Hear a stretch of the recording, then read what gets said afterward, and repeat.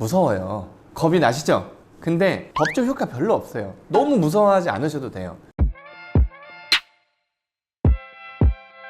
안녕하세요, 김민성 변호사입니다. 한복을 입었습니다. 왜냐하면 설이 곧 오기 때문인데요. 이번 설에는 5인이랑 집합 금지라고 하잖아요. 근데 제가 저희 가족만 5인이라서 그 누구도 만날 수가 없어요, 설에. 한 번도 경험해보지 못한 그런 시기들을 계속 겪고 있는데, 이 영상을 보시는 분들은 제가 느끼고 있는 그런 것보다 걱정이 하나 더 많으실 거잖아요. 채무에 대한 걱정이. 뭐 명절 기간이라도 좀 내려놓으시고, 제가 찍어놓은 많은 영상들이 있어요.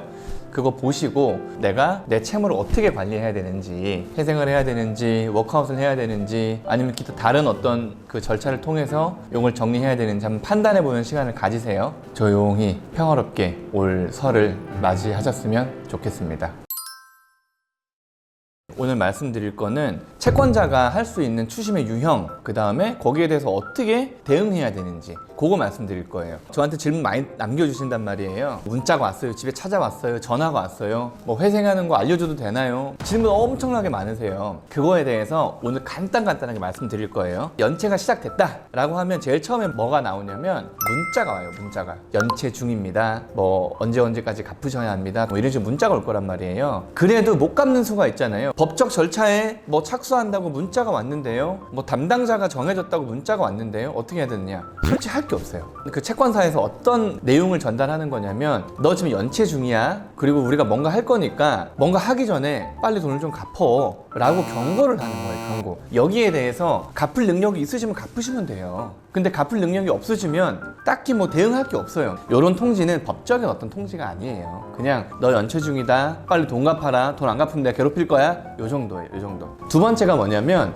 내용 증명이 온단 말이에요. 내용 증명이 뭐 독촉장, 통지서, 무슨 뭐 안내문 이런 식으로 해서 내용 증명이라는 도장이 이렇게 빵 찍히거나 아니면 스티커가 딱 붙어가지고 온단 말이에요. 아까 방금 말씀드린 거랑 솔직히 똑같아요. 내용 증명에는 어떤 법적인 어떤 효과가 없어요. 굳이 법적 효과가 뭐냐고 말씀드리면, 이러한 내용을 채무자가 받았다라는 거를 나중에 소송이라든가 아니면은 뭐 기타 다른 데 제출할 수가 있어요. 내용 증명은 도달하면 요 내용이 도달했다라는 걸 우체국이 증명을 해줘요. 무서워요. 겁이 나시죠? 근데 법적 효과 별로 없어요. 너무 무서워하지 않으셔도 돼요. 법적으로 저희가 뭐 대응할 게 없어요. 아시겠죠? 세 번째는 뭐냐? 전화가 와요. 그리고 직장이나 집에 찾아와요. 이거 진짜 괴롭죠. 네, 정말 괴롭고, 어떻게 대응하느냐 하시는 분들이 계신데, 채권사가 금융사거나 아니면 대부업체 같은 경우는 선생님이 그 전화를 받기가 힘들고 귀찮고 무섭고 하겠지만 불법 추심은 안 해요.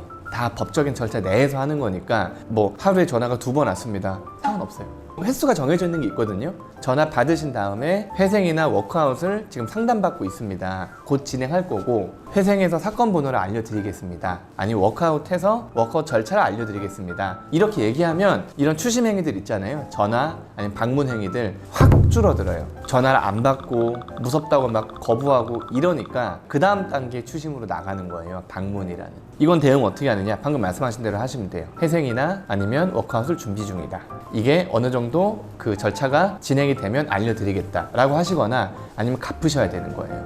이제 네 번째, 다섯 번째예요. 지급 명령하고 압류, 가압류, 그 다음에 소송, 이런 법적인 절차들이에요. 그거에 대해서 어떻게 대응하느냐? 첫 번째, 지급 명령입니다. 지급 명령, 요 옛날에 제가 동영상 찍어 놓은 게 있어요. 요 링크를 달아 드릴게요. 내가 채무자한테 갖고 있는 채권의 금액이랑 그다음에 발생 경위라든가 아니면은 그런 사실들을 충분히 입증할 수만 있다면 채무자한테 지급 명령을 날려.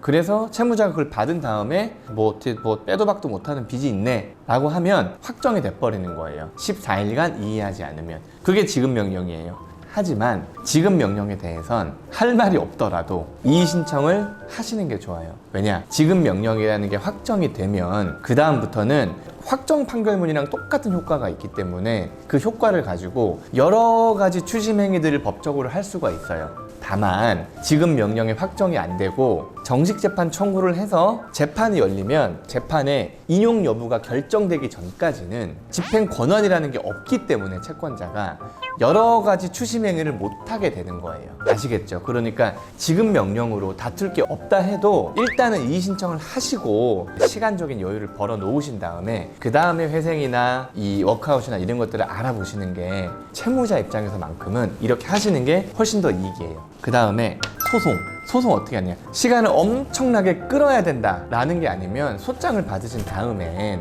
그냥 회생이나 워크아웃을 준비하시면 돼요. 소송이 첫 길이 잡히는 데까지 수개월이 걸립니다. 소장을 송달 받으시고 내용을 읽어보신 다음에 딱히 뭐 이렇게 이해할 게 없다 하시면 준비하시면 되는 거예요. 방금 말씀드린 회생이라든가 워크아웃이라든가 이런 것들을 변제할 수 없다는 가정하에서 말씀드리는 거예요. 그 다음에 이제 가압류가 됐는데요, 압류가 됐는데요, 이런 것들 많이 하시는데, 가압류 되면 어떻게 되느냐, 가압류 돼도 똑같아요. 가압류가 돼도 집행권한이 없다면 그 돈을 빼갖고 올 수는 없어요. 빼갖고 올 수 없단 말이에요. 그렇기 때문에 너무 걱정하지 않으셔도 돼요. 다만 통장에 가압류가 됐다 그러면 가압류된 금액만큼은 통장에서 인출을 못하게 된단 말이에요.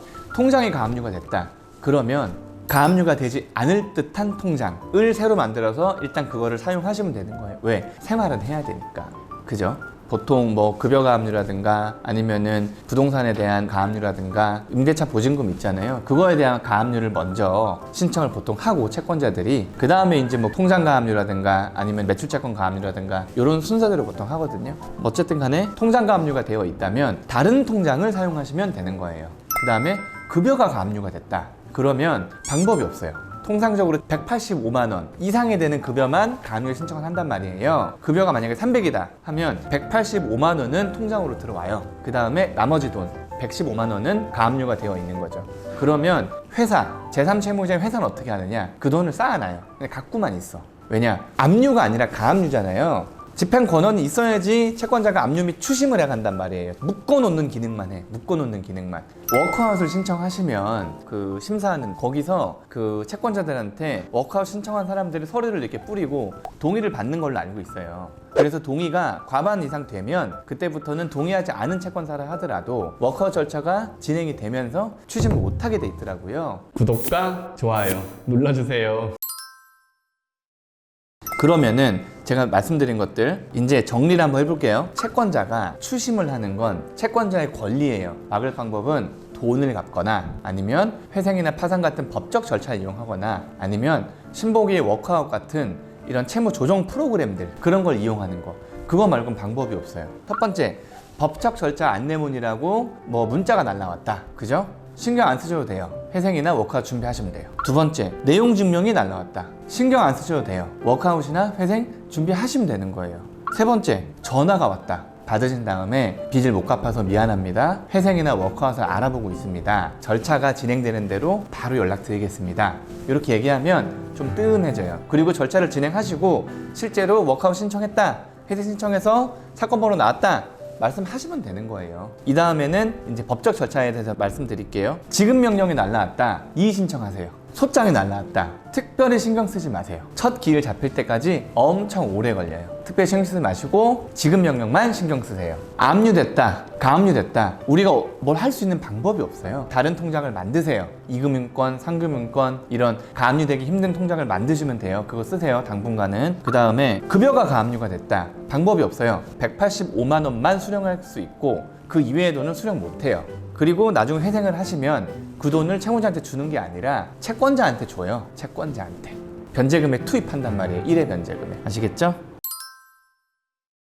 일단 누차 말씀드리지만 회생이 빚을 깎아주는 제도가 아니에요. 회생은 법적 절차를 통해서 채권자와 채무자의 어떤 채권 채무 관계를 조정을 하는 제도예요. 조정을 해서 채무자가 정상적인 삶을 살 수 있게끔 그리고 어떤 근로를 해서 일정 부분을 갚아 나가게 하는 그런 제도란 말이에요. 회생을 신청하시게 되면 정상적으로 살 수 있게끔 금지 명령도 내려주고 개시 결정도 해주고 인가 결정도 해준단 말이에요. 그게 뭐냐? 추심하지 말라는 거예요.